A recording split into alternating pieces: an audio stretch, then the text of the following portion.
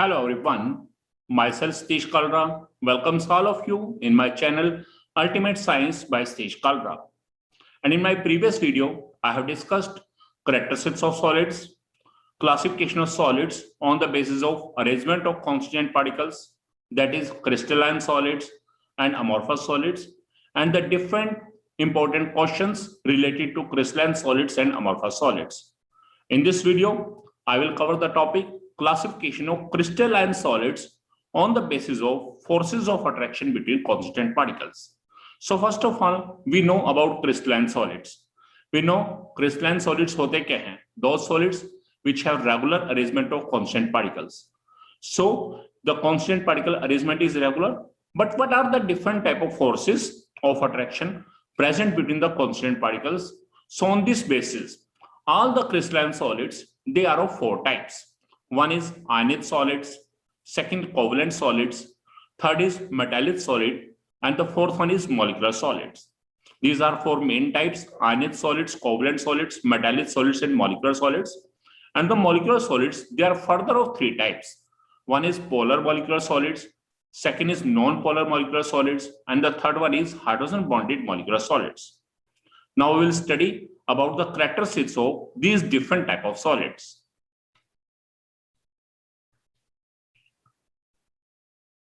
I am explaining the characteristics of different type of solids in a tabular form. You are seeing that on the top, in first row, these are the different type of solids: ionized solids, covalent solids, metallic solids, polar molecular solids, non-polar molecular solids, and hydrogen bonded molecular solids. And in first column, these are the characteristics. So the first characteristic is constituent particles. अब बात आती है कि इन different type of solids में constituent particles कौन से हैं? What are the constant particles? What are the nature of constant particles in these type of solids? The first one is ionized solid. As the name indicate, ionized solid, it means they are the ionic compounds. And in +1 class, you have studied about ionic compounds. For example, NaCl. We know जब NaCl को तोड़ते हैं, then it dissociate to form two type of ions, Na positive and Cl negative ions. And जब हम इस reaction का उल्टा चलें, it means whenever Na positive and Cl negative ions, they will combine together, then they will form NaCl, that is the ionic compound. So it means ionic compound किससे बना? Na positive और Cl negative ion से. Na positive क्या है? Cation. Cl negative क्या है? Anion. So these are the positively charged ions. So a positively charged ions will combine and they will form an ionized solids.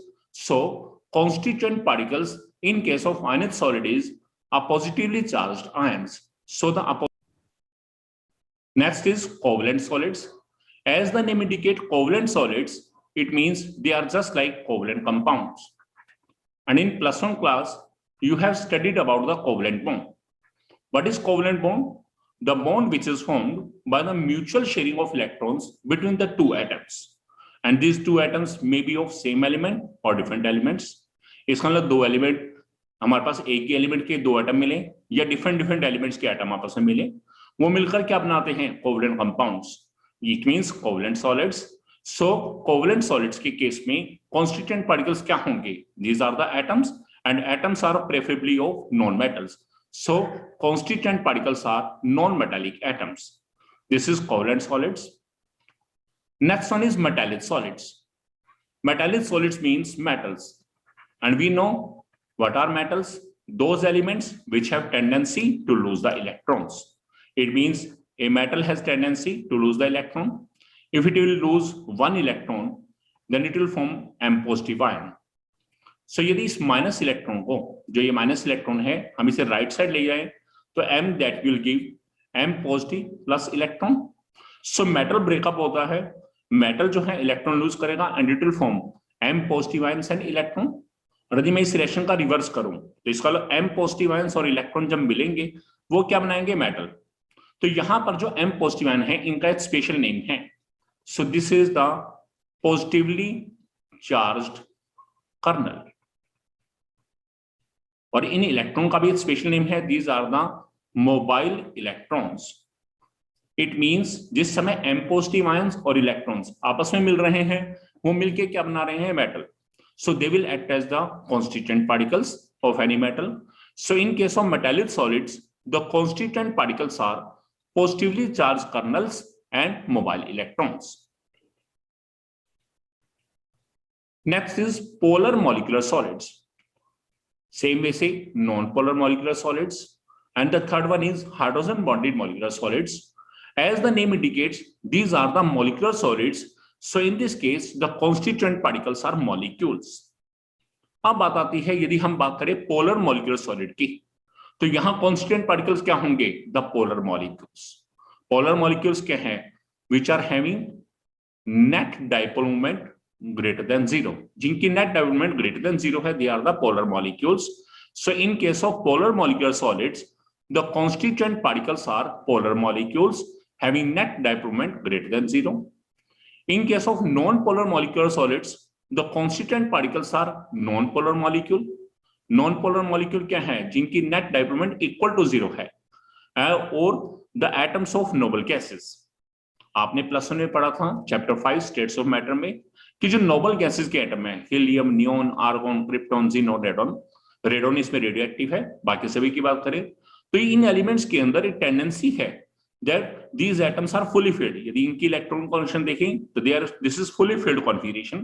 तो fully filled configuration की वजह से और हाई आयनाइजेशन एनर्जी और high positive value of electron gain enthalpy, इन सम वजह से नोबल गैसेस के एटम आपस में कंबाइन नहीं करते.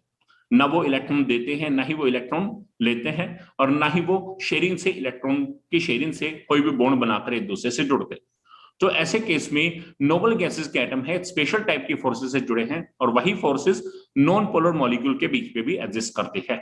सो in case of non polar molecular solids, the constituent particles are either the non polar molecule और these are the atoms of noble gases. अब थर्ड है हमारे पास हाइड्रोजन बॉन्डेड मॉलिक्यूलर सॉलिड. आपने प्लस 1 में हाइड्रोजन बॉन्डिंग के बारे में पढ़ा है. अब हाइड्रोजन बॉन्डिंग कहां पाई जाती है? This is present in those compounds in which hydrogen is present and hydrogen is attached with any more electronegative atom. और वहां पर क्या है? डाइपोल की फॉर्मेशन होती है, और जहां डाइपोल बनता है वो मॉलिक्यूल की नेट डेवलपमेंट ग्रेटर देन 0 होती है सम केसेस में, लेकिन कुछ केसेस में 0 भी हो जाती है. वो आपने पढ़ा है सिमेट्रिकल मॉलिक्यूल्स में. लेकिन ऐसे अनसिमेट्रिकल मॉलिक्यूल जहां net dipole moment greater than 0 है, वो सभी मॉलिक्यूल क्या है? Polar molecules. और यदि उनमें साथ में हाइड्रोजन भी हो, हाइड्रोजन एलिमेंट के एटम हो, so they will act as the constituent particles in case of hydrogen bonded molecular solids. So these are the different type of constituent particles in different type of solids. Ionic solid में positively charged ions हैं, covalent solids में non-metallic atoms हैं, metallic solids में positively charged kernels and mobile electrons हैं, polar molecular solids में polar molecules हैं, non-polar molecular solids में non-polar molecules हैं या noble gases के atom हैं, और hydrogen bonded molecular solids में polar molecules ही हैं, यानी कि जिनके net dipole moment greater than 0 है, लेकिन साथ साथ कंडीशन क्या है? They must contain hydrogen. इनमें हाइड्रोजन होना कंपलसरी है. सो ये सभी है कॉन्स्टिट्यूएंट पार्टिकल्स. अब आ जाती है सेकंड टाइप या second characteristics, nature of forces of attraction, कि अब कॉन्स्टिट्यूएंट पार्टिकल्स आपस में किन फोर्सेस से जुड़े हैं. अब हम जानते हैं आयनिक सॉलिड है, इनमें कॉन्स्टिट्यूएंट पार्टिकल क्या है? They are the oppositely charged ions. और आपने लोअर क्लास में पढ़ा है the oppositely charged ions attract each other, यानी कि cations attract anion and anions attract cation, and the forces of attraction which hold the two oppositely charged ions together, these are strong electrostatic forces. So in case of ionic solids, the forces of attraction are electrostatic, and these are the strong electrostatic forces of attraction. In case of covalent solids, as the name indicate, covalent solids means covalent compounds. तो यहां पर forces कौन सी हैं? The forces of attraction are the covalent bonds. In case of metallic solids, the constituent particles are positively charged kernels and mobile electron. तो किसी भी metal के अंदर यदि हम देखते हैं तो ये पॉजिटिव चार्ज के कर्नल्स हैं, मोबाइल इलेक्ट्रॉन्स यानी कि नेगेटिव चार्ज के इलेक्ट्रॉन्स को अपनी तरफ अट्रैक्ट करेंगे. The forces are electrostatic in nature, but यहाँ इन फोर्सेज का एक स्पेशल नेम है, these are the polar, these are metallic bonds. Next है पोलर मॉलिक्यूलर सॉलिड्स. हम जानते हैं यहाँ कॉन्स्टिट्यूएंट पार्टिकल क्या है? पोलर मॉलिक्यूल्स हैं, और एक पोलर मॉलिक्यूल दूसरे पोलर मॉलिक्यूल को एक स्पेशल टाइप की फोर्सेस से अटैक करेगा, and these are called dipole dipole forces, और they are also called dipole dipole interactions. Next is non polar molecular solids. इनमें कांस्टेंट पार्टिकल क्या है? नॉन पोलर मॉलिक्यूल्स हैं, और the atoms of noble gases, और noble gases के atom हैं या नॉन पोलर मॉलिक्यूल हैं, they are held with each other by special type of forces known as London dispersion forces, and these forces have one another name, momentary dipole induced dipole forces, और इनका एक और नाम भी है temporary dipole induced dipole forces. Next, hydrogen bonded molecular solids. यहां constant particle क्या है? पोलर मॉलिक्यूल्स हैं। तो पोलर मॉलिक्यूल हैं तो फोर्सेस कैसी होनी चाहिए? Dipole dipole forces. लेकिन यहाँ एक कंडीशन है, they must contain atoms of hydrogen elements, इसलिए यहां पर जो डाइपोल डाइपोल फोर्सेस है उनका एक स्पेशल नेम है, this is hydrogen bonding. So in case of hydrogen bonded molecular solids, the forces of attraction between the constant particles is hydrogen bonding. So these are the nature of forces of attraction. Next is physical state. अब बात आती है physical state की nature के अंदर ये solids जो हैं, हम बोल रहे हैं आयनिक solids, covalent solids, metallic solids, ये वास्तव में कौन सी स्टेट में पाए जाते हैं? सॉलिड स्टेट में है, लिक्विड में है, गैसेस में है, किस फॉर्म में है? So in case of ionic solids, these are the ionic compound. Forces कैसी हैं? Electrostatic forces of attraction, these forces are very strong. तो स्ट्रॉन्ग है तो पार्टिकल कैसे होंगे? बहुत ज्यादा close, so they generally exist in solid state. Covalent solids हैं, they also exist in solid state. Metallic solids, metals आप जानते हैं, लोअर क्लासेस 10th में भी आपने पढ़ा, metals generally exist in solid state, exception क्या है? Mercury, this is in liquid state. Polar molecular solids, यहां पर हमारे पास फोर्सेस ऑफ अट्रैक्शन, अब यहां पर ये तीन, पहले हम इन तीनों का फोर्सेस का हमने देखा, तो आयनिक बॉन्ड, कोवलेंट बॉन्ड और मेटालिक बॉन्ड। नॉर्मली देखा जाए तो आयनिक बॉन्ड और मेटालिक बॉन्ड कोवलेंट से ज्यादा स्ट्रॉन्ग है, बट यहां पर कोवलेंट सॉलिड्स की केस में 3 डायमेंशनल स्ट्रक्चर है, जस्ट लाइक इन डायमंड। तो 3 डायमेंशनल स्ट्रक्चर होने की वजह से यहां फोर्सेस ऑफ अट्रैक्शन बहुत ज्यादा स्ट्रॉन्ग हो जाएंगी, और यदि बहुत ज्यादा स्ट्रॉन्ग होंगी तो इस वजह से पार्टिकल ज्यादा क्लोज होंगे, so they also exist in solid state. अब इन तीनों का इकट्ठा हम चलते हैं, polar molecular solids, non polar molecular solid and hydrogen bonded molecular solid. इन तीनों के केस में जो फोर्सेस ऑफ अट्रैक्शन है, जैसे dipole dipole, London dispersion forces और हाइड्रोजन बॉन्डिंग, ये आयनिक बॉन्ड, कोवलेंट बॉन्ड और मेटालिक बॉन्ड इन तीनों से वीक है। तो जब इन तीनों से वीक है तो इन तीन सॉलिड्स में, पोलर मॉलिक्यूलर सॉलिड्स में, नॉन पोलर में और हाइड्रोजन बॉन्डेड मॉलिक्यूलर सॉलिड्स में, इन तीनों में कांस्टेंट पार्टिकल्स उनके मुकाबले में लूज होंगे, और यदि उनके मुकाबले में लूज होंगे तो इसका मतलब क्या है कि यहां पर फिजिकल स्टेट क्या होगी? या तो लिक्विड स्टेट होगी या गैसेस स्टेट होगी, और वो भी डिपेंड करेगा फोर्सेस की स्ट्रेंथ कैसी है। यदि फोर्सेस वीक है तो लिक्विड स्टेट, और यदि फोर्सेस वीकेस्ट हैं तो गैसेस स्टेट। तो इन तीनों में यदि देखें तो हमारे पास डाइपोल डाइपोल फोर्सेस और hydrogen bonding, they are of comparable equal strength, इन दोनों की स्ट्रेंथ लगभग बराबर है, but hydrogen bonding is slightly stronger than dipole dipole forces. Hydrogen bonding dipole से ज्यादा स्ट्रॉन्ग है, तो इसी वजह से जिन कंपाउंड्स में हाइड्रोजन बॉन्डिंग है, they generally exist in solid state और इन लिक्विड स्टेट। जो पोलर मॉलिक्यूलर सॉलिड्स हैं, यहां फोर्सेस जो है हमारे पास हाइड्रोजन बॉन्डेड वालों के मुकाबले में क्या है? वीक है, so they exist in liquid state and in some cases in gases state. And non polar molecular solids हैं, यहां पर forces of attraction, London dispersion forces सबसे वीक फोर्सेस हैं, सो यहां पर पार्टिकल्स बहुत ज्यादा लूज होंगे and they exist in gases state. So this is about physical state.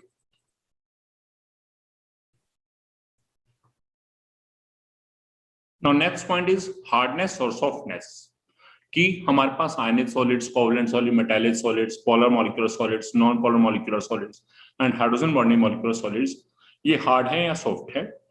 The hardness or softness of any type of solid depends upon the strength of forces of attraction. And we know ionic bond, covalent bond, and metallic bond present in ionic solids, covalent solids, and metallic solids. These are strong in nature. That's why they exist in solid state generally, and ionic solids. And that's why these solids are hard in nature. So ionic solids, they are also hard. Covalent solids are hard. इनमें एक exception है, exception क्या है हमारे पास? Diamond है, and diamond is the hardest substance, so that is very hard. It is due to the three-dimensional structure.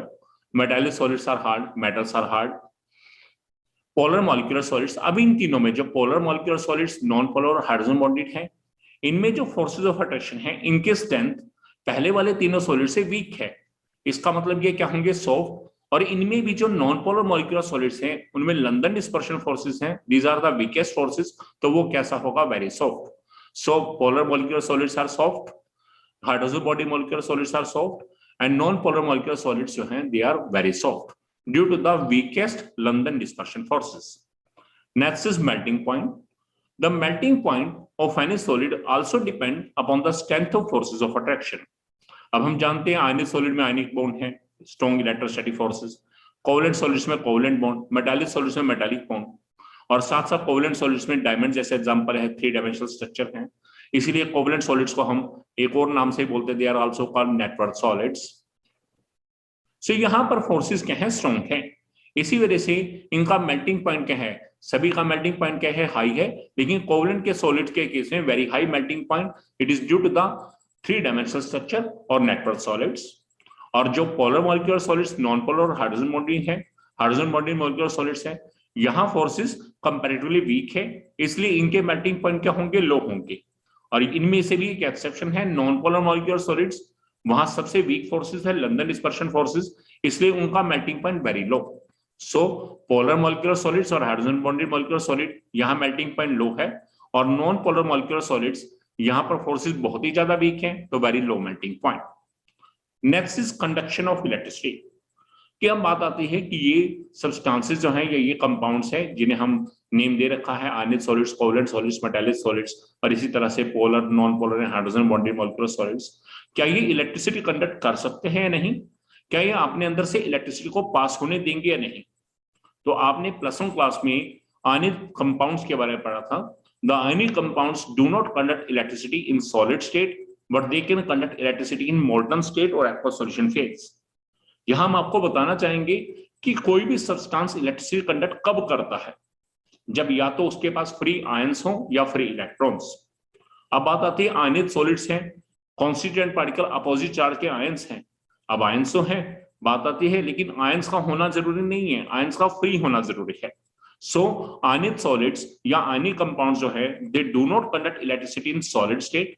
अब question आता है why they do not conduct electricity in solid state.